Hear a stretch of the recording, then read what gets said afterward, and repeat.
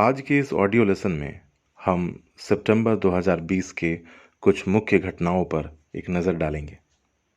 भारत ने विश्व का सबसे बड़ा सोलर ट्री विकसित किया। विज्ञान और प्रौद्योगिकी मंत्रालय के तहत काम करने वाले CSIR CMERI ने दुनिया का सबसे बड़ा सोलर ट्री विकसित किया है। इस ट्री की वार्षिक स्वच्छ और हरित ऊर्जा उत्पादन क्षमता 12,000 से 14,000 इकाई तक है। सोलर ट्री को इस तरह से डिज़ाइन किया गया है कि प्रत्येक सोलर फोटोवोल्टाइक पैनल को अधिकतम एक्सपोजर प्राप्त हो। प्रत्येक ट्री में कुल 35 सौर PV पैनल हैं। प्रत्येक पैनल में 330 वॉट बिजली की क्षमता है। सोलर ट्री की कीमत 7.5 लाख रुपए है। इच्छुक MSMEs अक्षय ऊर्जा आधारित ग्रिड विकसित करने के लिए प्रधानमंत्री किसान ऊर्जा सुरक्षा PM कुसुम के साथ गठबंधन कर सकते हैं। सोलर ट्री को मूल्य अस्थिर जीवाश्म ईंधन के विकल्प के लिए कृषि के साथ जोड़ा जा सकता है। एक सोलर ट्री 10 से 12 टन कार्बन डाइऑक्साइड उत्सर्जन को कम कर सकता है। साथ ही इन वृक्षों से अधिशेष ऊर्जा को ऊर्जा ग्रिड को भेजा जा सकता है। सोलर ट्री में इंटरनेट ऑफ थिंग्स आधारित विशेषताओं को शामिल करने की भी क्षमता है। इसमें हवा की गति, वास्तविक समय में आर्द्रता, वर्षा की भविष्यवाणी और मिट्टी के विश्लेषण सेंसर शामिल हैं। सोलर ट्री के साथ CSIR CMERI ने सुविधा कियोस्क भी विकसित किया है, जो कि वास्तविक समय में कृषि डेटाबेसों और ENAM के लिए भी सोलर ट्री से जोड़े जा सकते हैं।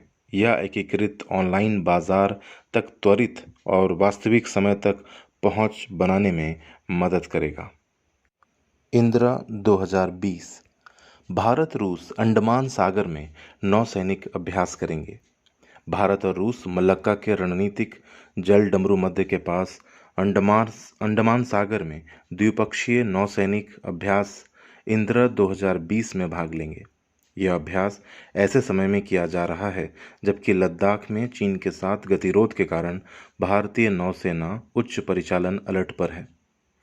रूस के 3 नौसैनिक जहाज 4 और 5 सितंबर को इस अभ्यास में भाग लेंगे। इस अभ्यास का समाचार भारत द्वारा रूस में आयोजित किए जाने वाले काउकाज 20 बहुराष्ट्रीय अभ्यास से हटने के ठीक बाद आया है। जुलाई 2020 में भारतीय नौसेना ने अमेरिकी विमान वाहक पोत USS निमित्ज के साथ इसी क्षेत्र में पासएक्स अभ्यास में हिस्सा लिया था। पासएक्स पैसेज एक्सरसाइज है। इसका मतलब है कि यह एक उचित पूर्व योजना के बिना अचानक व्यवस्थित किया गया था। USS निमित्ज हिंद महासागर से गुजर रहा था क्योंकि यह मलक्का जल डमरूमध्य के माध्यम से दक्षिण चीन सागर से लौट रहा था। भारतीय नौसेना के लिए अपने करीबी रक्षा सहयोगियों के साथ इस तरह के लगातार नौसैनिक अभ्यास में शामिल होना महत्वपूर्ण है। ऐसा इसलिए है क्योंकि हाल ही में एंटी पायरेसी पेट्रोल के नाम पर क्षेत्र में चीनी नौसेना की उपस्थिति बढ़ी है। अंडमान के क्षेत्र के माध्यम से प्रत्येक वर्ष 60,000 से अधिक वाणिज्यिक जहाज गुजरते हैं। चीन इस क्षेत्र में अपनी उपस्थिति बढ़ा रहा है। इस क्षेत्र में मछली पकड़ने वाली नौकाओं के रूप में चीनी नौसेना के जहाज़ों को भेजा जाता है। वे पाकिस्तान और श्रीलंका की बंदरगाह यात्राओं के नाम पर भी अपनी उपस्थिति दर्ज कराते हैं। श्रीलंका के हम्बनटोटा बंदरगाह को चीन को 99 वर्षों के लिए पट्टे पर दिया गया है, जिसे चीन एक नौसैनिक अड्डे के रूप में विकसित कर रहा है। इसी तरह चीन पाकिस्तान में ग्वादर बंदरगाह बना रहा है। कार्गो वॉल्यूम के आधार पर दुनिया के शीर्ष 10 बंदरगाहों में से 7 बंदरगाह चीन में हैं। इसलिए आर्थिक और सुरक्षा उपायों को बढ़ावा देने के लिए अपनी नौसैनिक उपस्थिति को मजबूत करना भारत के लिए महत्वपूर्ण है। ग्लोबल इनोवेशन इंडेक्स भारत 48वें स्थान पर। 2 सितंबर 2020 को विश्व बौद्धिक संपदा संगठन विपो ने ग्लोबल इनोवेशन इंडेक्स जारी किया। पहली बार भारत को शीर्ष 50 देशों में स्थान मिला है। भारत 48वें स्थान पर पहुंच गया है। 2019 में भारत 92वें रैंक पर था। भारत मध्य तथा दक्षिण एशियाई देशों के बीच शीर्ष स्थान पर है। वीपो के साथ कॉर्नेल यूनिवर्सिटी और इनसीड बिजनेस स्कूल ने इंडेक्स को तैयार किया। स्विट्जरलैंड ने इस सूचकांक में पहला स्थान हासिल किया। उसके बाद स्वीडन, अमेरिका, ब्रिटेन और नीदरलैंड का स्थान आता है।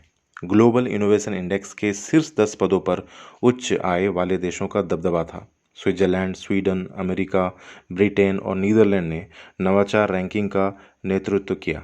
रैंकिंग में पहुंचने से पहले लगभग 131 देशों का विश्लेषण किया गया था।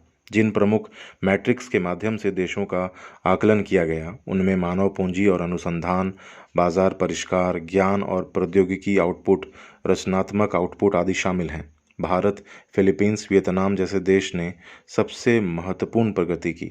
शीर्ष 100 नवोन्मेषी देश में चीन, भारत, ब्राज़ील, टर्की जैसे 26 मध्यम आय वाले देश हैं। समग्र सारांश में WIPO का कहना है कि नवाचार में एक पूर्वमुखी बदलाव आया है। दूसरे शब्दों में, रैंकिंग में बहुत सारी एशियाई अर्थव्यवस्थाएं आगे बढ़ रही हैं। भारत तीसरा सबसे इनोवेटिव निम्न मध्यम आय वाला देश था। भारत 15 ऑनलाइन सूचकों जैसे सरकारी ऑनलाइन सेवाओं, ICT, सेवा निर्यात, अनुसंधान और विकास, गहन वैश्विक कंपनियों, विज्ञान और इंजीनियरिंग में स्नातक आदि में शीर्ष पर रहा। निम्न मध्यम आय वाला देश होने के बावजूद भारत शीर्ष 50 में शामिल है। यह मुख्य रूप से भारत के प्रमुख संस्थानों अर्थात IIT बॉम्बे, IIT दिल्ली और IISc बेंगलुरु के कारण संभव हुआ।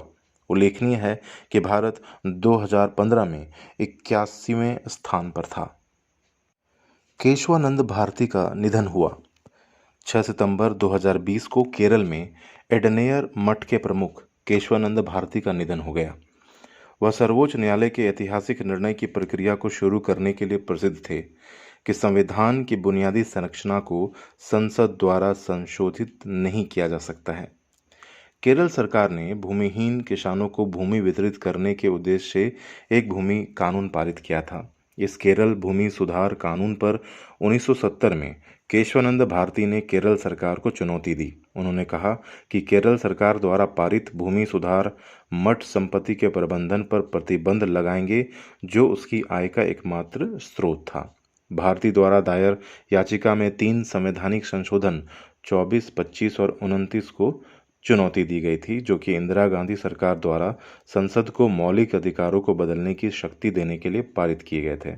भारती के अनुसार संशोधनों ने उनके निम्नलिखित मौलिक अधिकारों का उल्लंघन किया। अनुच्छेद 25 धर्म के प्रचार और प्रसार का अधिकार, अनुच्छेद 26 धार्मिक संप्रदाय की स्वतंत्रता, अनुच्छेद 31 संपत्ति का अधिकार। 1970 के दशक में पूर्व प्रधानमंत्री इंदिरा गांधी के नेतृत्व में भारत सरकार ने माधवराव सिंधिया और RC कूपर और गोलकनाथ के सुप्रीम कोर्ट के निर्णयों को प्राप्त करने के लिए 24वें, 25वें, 26वें और 31वें संवैधानिक संशोधनों को लागू किया।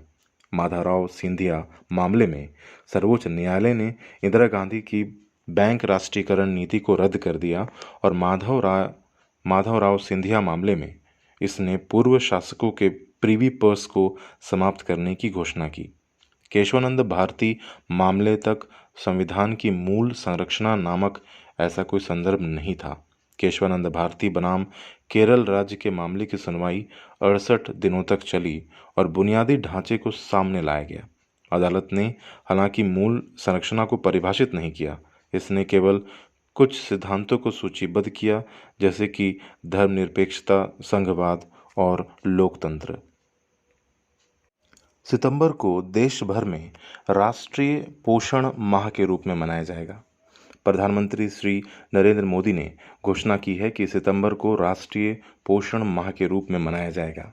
इसका उद्देश्य देश में कुपोषण की समस्या को समाप्त करना है।